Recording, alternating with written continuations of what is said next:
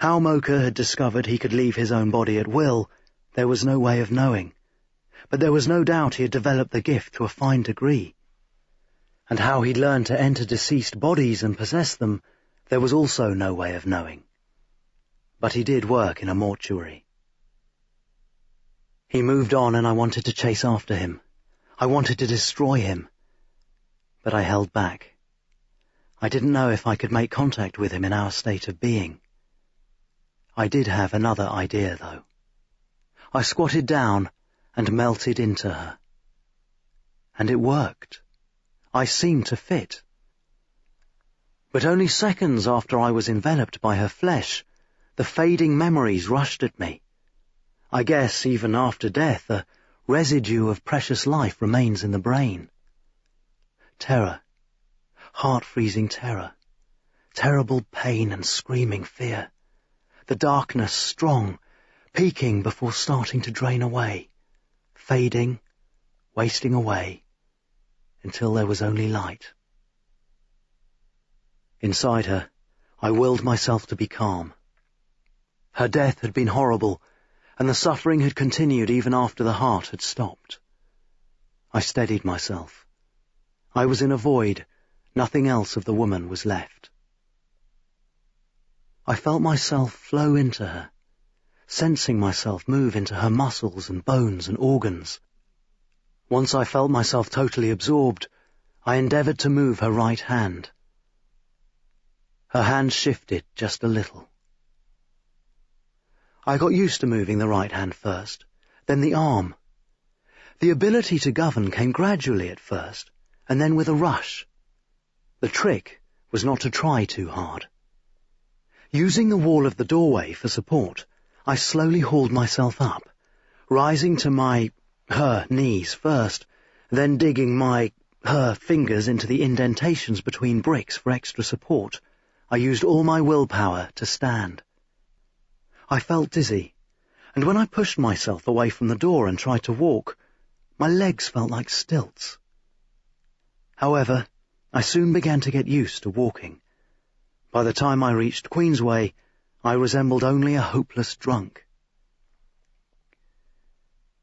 The journey through the London streets was horrendous.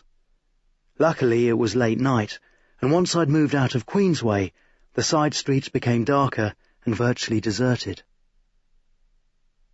When the body dies, it doesn't take muscles long to start atrophying, so I was becoming weaker by the minute. By the time I reached the police station, I was moving like Frankenstein's monster. All through the journey I had been trying to speak.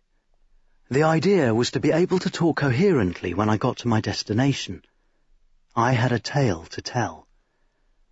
I plodded on.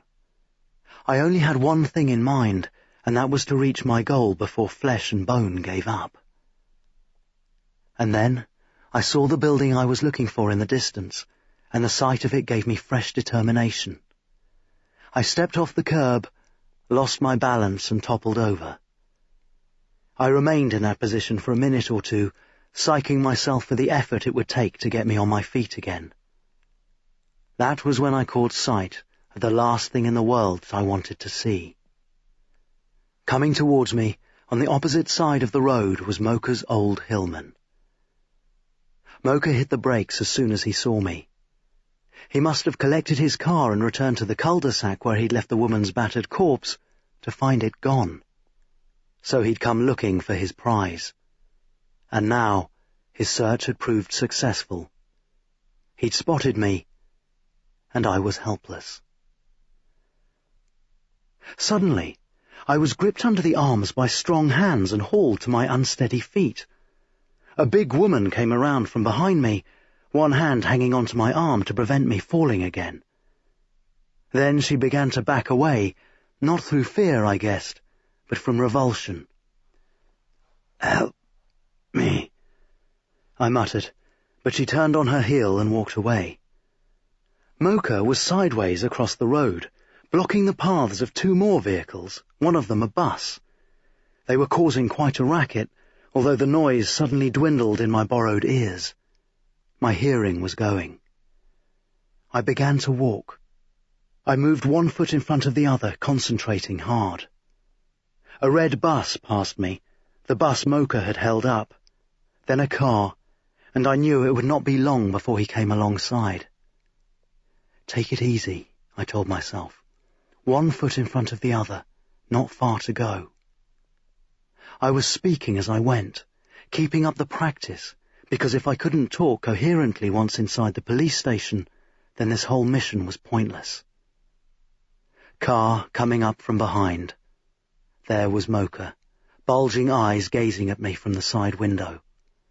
He was drawing the car to a halt, beginning to open the driver's door. But I was there. I was outside the entrance to the police station. Oh no. Steps. I called on every last ounce of willpower I had left. Had to make it. Had to climb.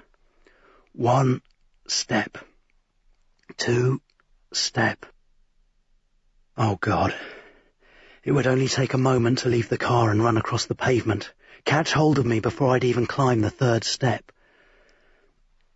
Fee, I said aloud, expecting to feel rough hands on me, hands that would drag me away. 4.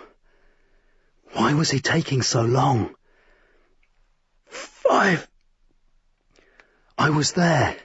I was at the top. I swayed in surprise. The double doors were in front of me, although the light shining from inside was getting dimmer. The eyes I was using were closing down. I noticed a shadow inside, a man with a huge, elongated black head, and I suddenly understood why Mocha hadn't left his car to come after me. It was a policeman wearing a helmet, and he was pulling the door open. He must have watched my stumbling ascent of the stairs, and my pursuer had noticed him. Mocha had probably driven off before I'd reached the last step. The policeman was waving me through. His voice was muffled because of my growing deafness, but I heard him call out, "Visitor for you, Sarge." I fell against him. A strong hand gripped my arm. I lumbered towards the counter, where I could just make out the duty officer. I collapsed against the counter. The body was growing heavier and colder. There was precious little time left. I said, "I wish to report a murder. Mine. The killer is called Alec Mocha." Then the woman's body gave out.